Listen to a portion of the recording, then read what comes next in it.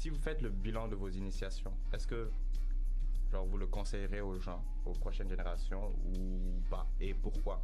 Bien sûr. On va commencer par, je sais pas, un bord. Bijan. Moi, je les conseille. Je les conseille totalement. Les initiations, c'est quelque chose de très, comment dire, de très formateur, dans le sens où c'est une bonne expérience sociale, si tu veux.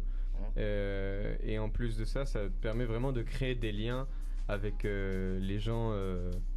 Les gens de ton programme, les gens qui vont passer avec toi 3 ans, parce qu'au final c'est ça, le principe des initiations, d'être un initié, en France ça s'appelle les intégrations, c'est le même principe, c'est genre intégrer le plus de personnes dans un groupe pour qu'ils sentent cette espèce de cohésion de groupe. Donc moi je trouve ça logique qu'on ait ce genre de phénomène, d'événements qui soient faits pour les étudiants. Après, moi je suis d'accord avec le fait que l'incitation à consommer de l'alcool en masse, etc., c'est pas forcément quelque chose qui serait à faire. Question, est-ce que c'est qu'est-ce qu'on appelle incitation à consommer de l'alcool? Excusez-moi de vous couper parce qu'on a un problème de son depuis le début du stream dans le fond. Donc j'aimerais s'il te plaît Papy que tu nous remettes en contexte pour les gens qui nous suivent par rapport à la discussion. On n'avait pas de son jusqu'à plus ou moins quand Bijan a pris la parole il y a 2 minutes. Ok. Est-ce qu'on refait les présentations du coup? Oui, s'il te plaît.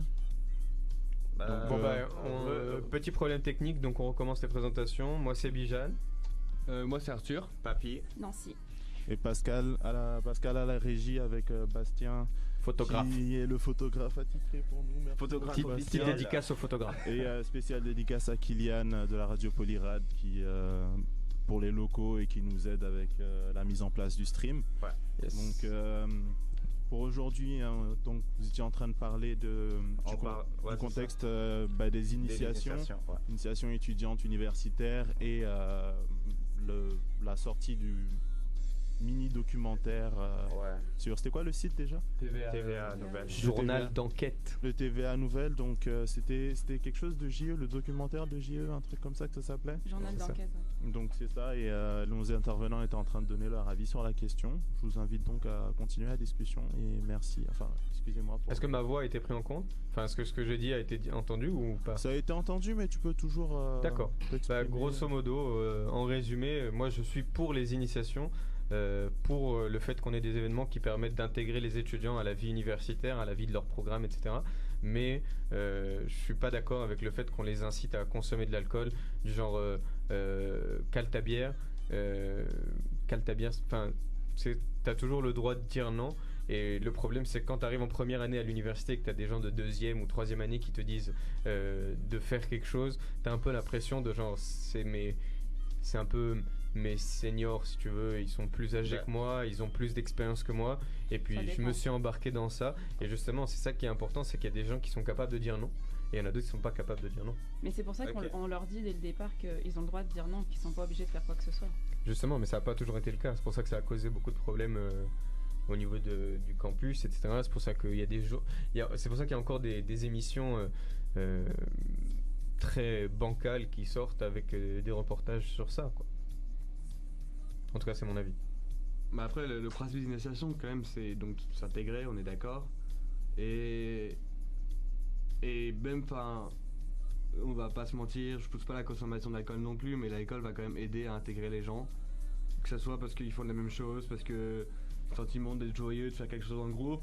Après, c'est vrai qu'on leur dit clairement, en tout cas pour avoir vécu les initiations en tant qu'initié et initiateur, on dit clairement aux gens, et moi on va clairement dire en première année, t'es pas obligé de boire si tu veux pas boire.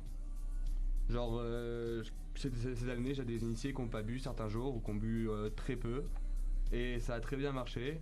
Mais je pense après, il faut aussi tout relativiser. Parce que j'ai des amis en France, là-bas, les initiations, c'est quand même, ça devient limite dégradant par rapport à ce qu'ils font, ce qu'ils leur font faire. Je veux dire, les initiations ici, bon d'accord, il y a le fait de consommer l'alcool, il y a de prendre des photos. Mais il n'y a pas d'incitation à une violence gratuite qu'on peut trouver dans certains autres endroits. Donc en soi, je pense que déjà, faut d'un côté relativiser et puis faudrait pas mieux les encadrer ou faire encadrer ça par l'université, parce que je pense que ça serait pas forcément une très bonne chose, mais que les choses soient mises au clair dès le début entre tout le monde. entre les initiateurs et initiés pour qu'il n'y ait pas de problème, c'est ça en fait. Et surtout, dès qu'on voit des problèmes genre internes, que ce soit du harcèlement ou des choses comme ça, que ce soit entre première année parce que ça existe aussi, directement voir la chose et dire aux premières années quand ils arrivent que si ils vivent ça, et ben il faut qu'ils viennent nous le dire pour qu'on règle ça. Je tiens quand même à réagir. Il y a un point que je voudrais ajouter, c'est que bon, on a tous été initiateurs pour la plupart, et que les initiations, en tout cas dans le cadre du département de sciences politiques et études internationales, il y a aussi une compétition qui se fait entre plusieurs équipes qui sont présentes. Et il est à noter que par exemple, moi dans mon cas j'étais initiateur. Dans mon équipe, la plupart des gens ne buvaient pas de manière excessive, certains ne buvaient pas du tout. Et dans cette compétition, notre équipe a fini deuxième, sans excès d'alcool ou excès de nudité ou ce qu'on a pu voir dans des articles ou entendre dans des documentaires. Donc je tenais quand même à rajouter ce point-là. Je ne sais pas si de votre point de vue, l'initiateur, est-ce que vous avez quelque chose à dire par rapport à ça? Non, idem. Par rapport à... Ouais, je suis d'accord. Hein? Par rapport aux initiations de Sciences Po, justement, je trouvais que souvent, il y a Jade ou d'autres personnes qui rappelaient que... On donne pas de nom, s'il vous plaît. Hein. Soyons anonymes. On est juste comme... On va l'appeler Monsieur J. Monsieur J. Monsieur K, quelqu'un. Monsieur K. Ok. Mais en tout cas, qui rappelait, vous n'êtes pas obligé de boire, vous n'êtes pas obligé de faire ci, vous n'êtes pas obligé de faire ça.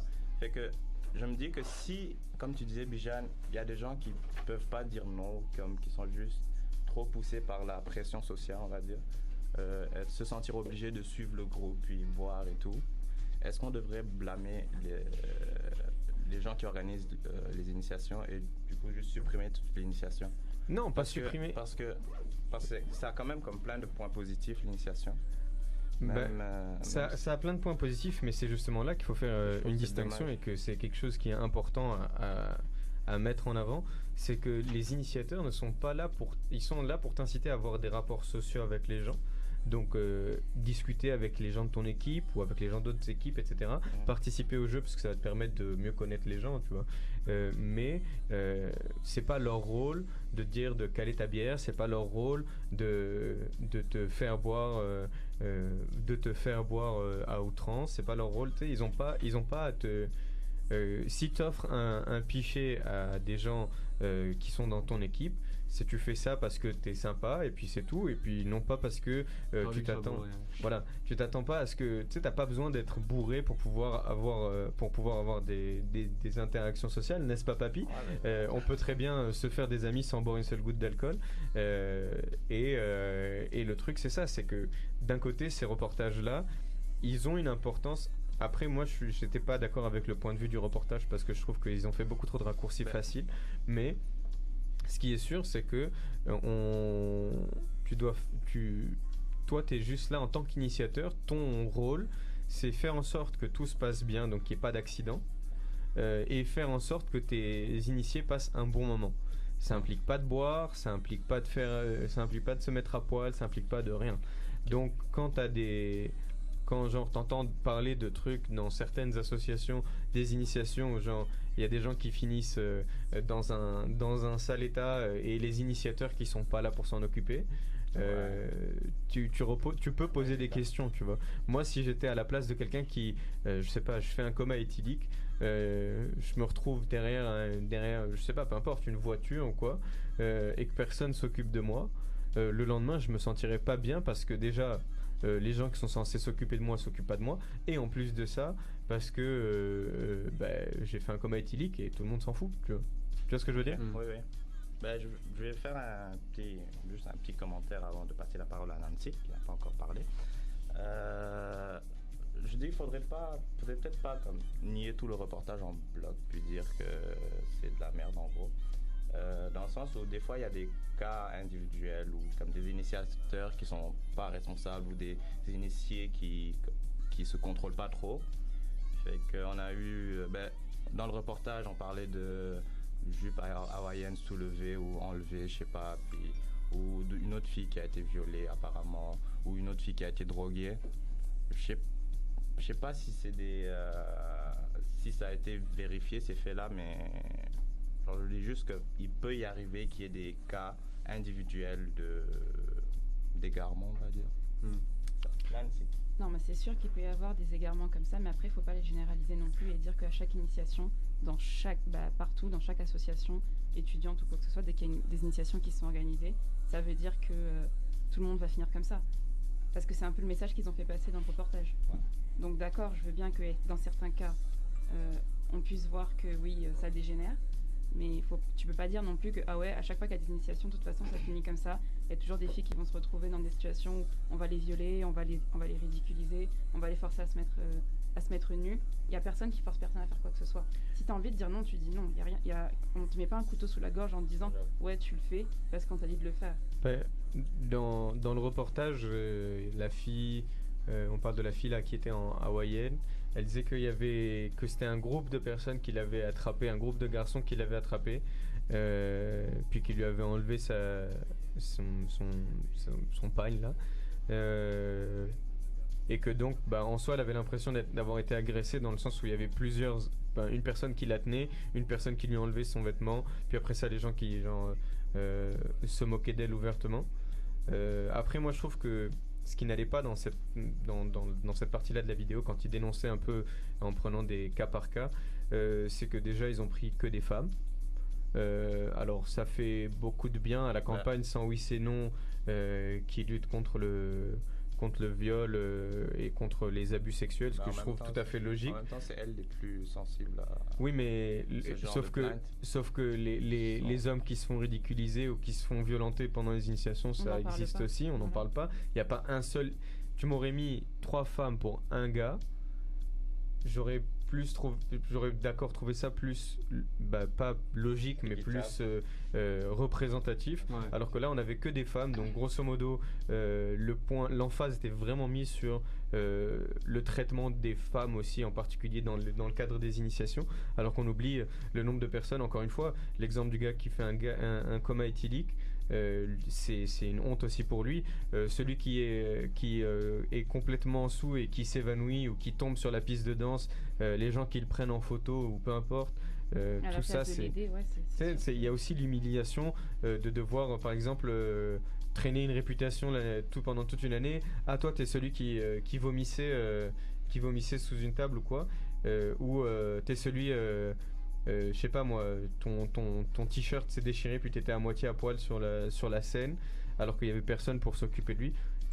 Après, moi je pose la question de la responsabilité personnelle aussi. Il y a un moment où est-ce que tu dois savoir te gérer toi-même.